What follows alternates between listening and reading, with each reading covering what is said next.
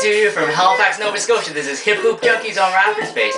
Today we're going to be talking about greatest moments in Raptors history, our all-time favorite Raptors, and this week at the ACC, the homestand. Check it out.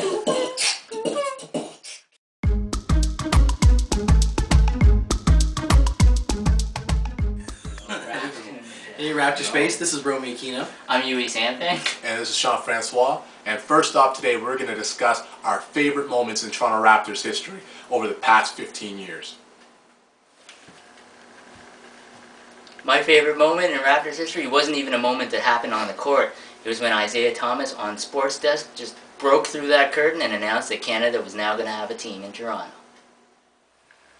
My favorite moment in Raps history is when Mo Pete hit that crazy three against the Wizards back in 07, down just 3 with a few seconds left. David Ruffin chucked up in the air, Mo Pete caught it, chucked it, tied the game at 109, and sent it to overtime. My most memorable moment of Toronto Raptors history in the past 15 years has got to be the 2001 Eastern Conference semifinals against the Philadelphia 76ers, Game 7. Vince Carter had a chance to win it at the end of the game, didn't quite work.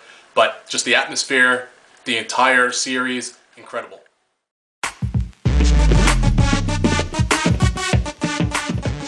On every Raptors fan's list of favorite players to ever wear the Raptors uniform, you've got guys like Chris Bosh, Vince Carter, but I'm going to ask you guys, who do you guys think are some of the best guys to ever wear the Raptors uniform? I'm just going to start out with Damon Stoudemire. He was pretty amazing in that first year. Mighty Mouse, a little point guard. I play point guard myself. It's just... He came through amazing in that first year. A lot of clutch shots.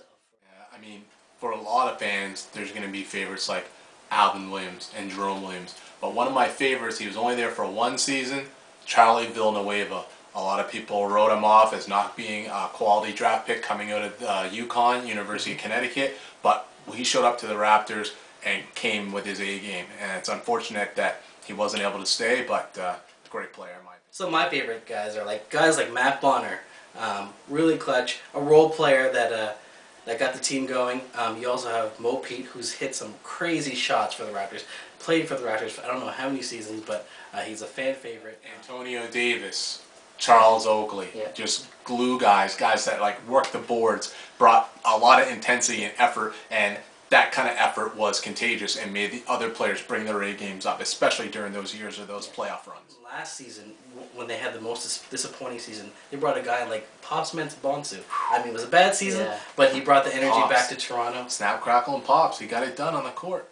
Here we are now, but the Raptors got a squad that looking like they'll be able to make it to the postseason as long as they can commit to playing defense. 48 minutes, I think they'll be there. But being able to look back at those, some of the memorable players from Raptors history, it's pretty fun. The tough years. The tough years, exactly. Our most memorable moment was losing in the second round of the playoffs. That's our most memorable moment right now. But hey, that means there's a lot of potential, a lot of future. Oh yeah, for sure. Yeah. To get as far as they did, that was the Eastern Conference semifinals. And that they close. They were still a fairly new team. That close.